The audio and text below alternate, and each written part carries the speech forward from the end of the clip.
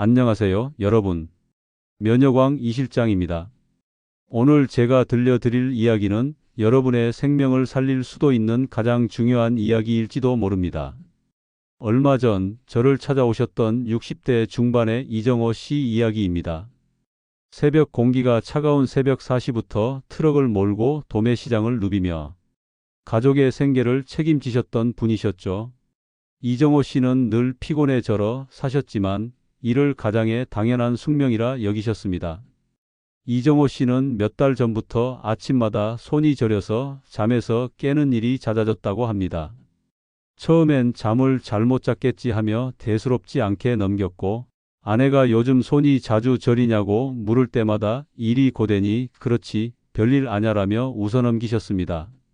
그렇게 2달, 3달, 점점 더 저림 증상이 심해지고 붓기까지 느껴졌지만 나이가 들면 다 그래라는 말로 스스로를 다독이셨습니다.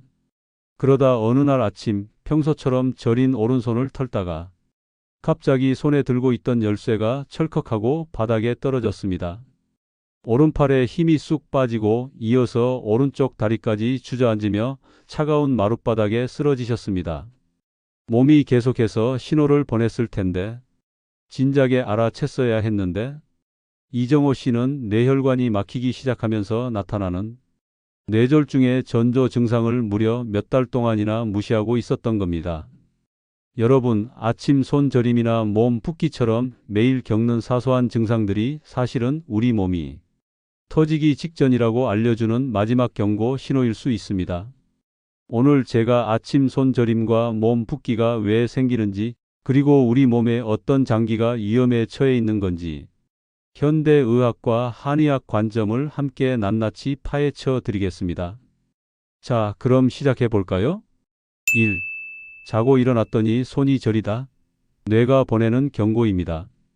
아침에 눈을 떴을 때 한쪽 팔이나 손이 마치 내 것이 아닌 것처럼 감각이 없거나 찌릿찌릿한 느낌 때문에 놀란 적이 있으실 겁니다. 만약 이런 증상이 단순히 잠을 잘못 잔 것이 아니라면 지금 당신의 뇌가 위험하다는 신호일 수 있습니다. 현대의학적 해석. 현대의학에서는 손저림의 가장 흔한 원인으로 신경 압박을 꼽습니다. 수면 중 잘못된 자세로 인해 손목이나 팔의 신경이 눌리면서 일시적인 증상이 나타날 수 있죠. 특히 손목의 정중신경이 눌려 발생하는 손목 터널 증후군은 손가락 끝이 저리고 감각이 둔해지는 대표적인 질환입니다. 하지만 신경 압박이 원인이 아닐 경우 혈액순환에 심각한 문제가 있다는 뜻일 수 있습니다. 손은 우리 몸의 혈액이 가장 멀리까지 흘러가는 곳이기 때문에 혈관이 좁아지거나 혈액이 끈적해지면 가장 먼저 증상을 드러냅니다.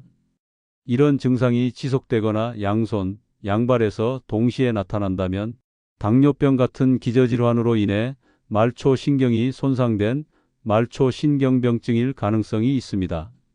더 심각하게는 한쪽 손만 저리거나 팔다리 마비 증상이 동반된다면 뇌졸중의 전조 증상일 수 있습니다.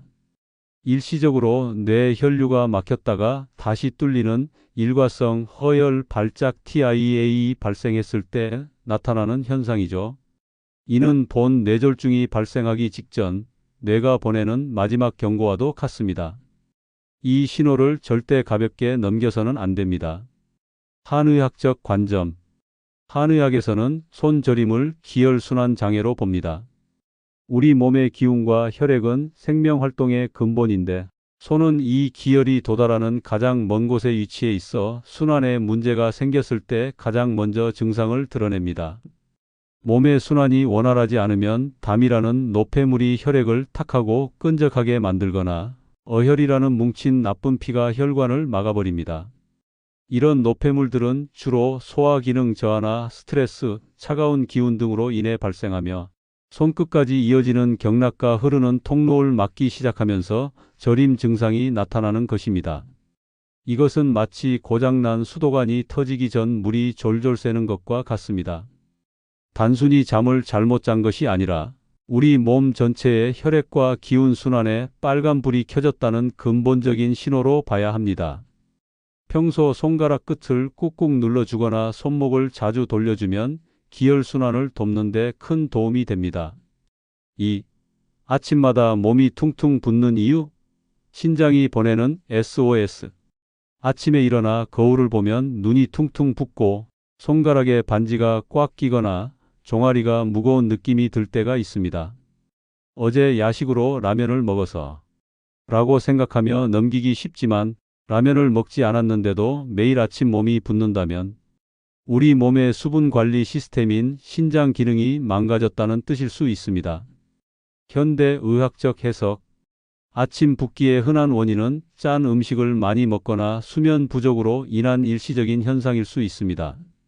그러나 붓는 정도가 심해지고 오후가 되어도 잘 빠지지 않는다면 심부전, 간부전 등 주요 장기 기능 저하를 의심해 봐야 합니다. 신장은 우리 몸의 수분을 조절하고 노폐물을 걸러내는 중요한 필터인데 이 기능이 약해지면 몸에 불필요한 수분과 염분이 쌓여 부종이 발생합니다. 심장 기능이 약해져도 혈액순환이 어려워지면서 혈액이 심장으로 되돌아오지 못하고 하체에 고여 붓기가 나타날 수 있습니다. 또한 간 기능 저하로 인해 혈액 속 단백질 알부민 생성이 줄어들면 혈액 내 수분이 혈관 밖으로 새어나와 부종이 생길 수 있습니다. 이처럼 부종은 몸속의 중요한 장기들이 보내는 심각한 구조 신호일 수 있습니다. 한의학적 관점. 한의학에서는 붓기를 습과 담으로 봅니다. 몸속에 차고 축축한 기운인 습이 쌓이면 마치 물이 고여 있는 것처럼 몸이 무거워지고 붓게 됩니다. 이러한 습이 발생하는 가장 큰 원인은 바로 신장과 비위의 기능 저하입니다. 우리 몸의 수분 대사는 폐-B- 신장이 유기적으로 연결되어 이루어집니다. 폐는 기운을 불어넣고 B는 음식물을 소화시켜 필요한 수분을 만들어내며 신장은 이를 걸러내고 배출하는 역할을 합니다. 이 시스템 중 어느 하나라도 약해지면 수분 대사에 문제가 생겨 온몸에 습이 쌓이게 되는 거죠. 특히 비위가 약해지면 음식물을 제대로 소화시키지 못해 노폐물습이 쌓이고 이것이 결국 신장에 부담을 가중시켜 몸이 붓는 현상을 초래합니다. 이런 붓기를 막으려면 평소에 차고 습한 성질의 음식 밀가루, 기름진 음식, 유제품을 줄이고 따뜻한 성질의 음식 생강, 율무차를 섭취하는 것이 좋습니다.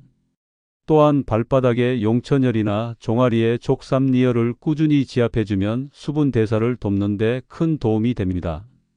자, 어떠셨나요? 단순히 무심코 넘겼던 손 저림과 아침 붓기가 이렇게나 무서운 신호였다는 사실에 놀라셨을 겁니다. 아까 들려드린 이정호 씨처럼 설마 나한테 그런 일이 생기겠어? 하며 몸이 보내는 신호를 무시하지 마십시오. 이런 증상들은 우리가 바쁜 생활 속에서 자신을 돌보지 못했을 때 몸이 보내는 도와줘 하는 마지막 외침입니다. 건강은 잃기 전까지는 그 소중함을 모릅니다. 하지만 우리 몸은 매일매일 크고 작은 신호들을 보내며 우리에게 끊임없이 말을 걸고 있습니다. 아침마다 느껴지는 가벼운 통증, 이유 없이 피곤한 하루, 쉽게 붓는 몸. 이 모든 신호들은 당신의 건강을 위한 경고이자 더 나은 삶을 살기 위한 작은 기회이기도 합니다. 설마 나한테 그런 일이 생기겠어? 라는 안일한 마음을 버리고 내 몸의 작은 목소리에 귀 기울여 보세요. 작은 통증이 몸속 어딘가에 쌓인 노폐물을, 만성적인 피로가 에너지 불균형을, 그리고 주기적인 붓기가 수분 대사 이상을 의미할 수 있습니다. 이런 신호들을 그냥 지나치면 결국에는 더 큰 질병이라는 댐이 터져버릴 수 있습니다. 거창한 목표는 필요 없습니다.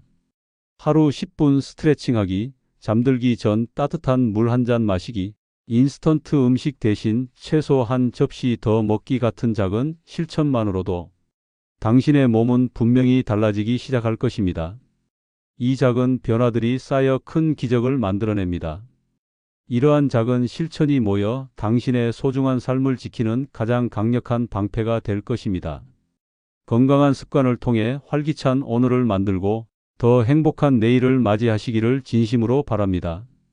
혹시 오늘 영상 보시고 궁금한 점이 있으시거나 비슷한 증상으로 고생하고 계신다면 아래 댓글에 편하게 남겨주세요.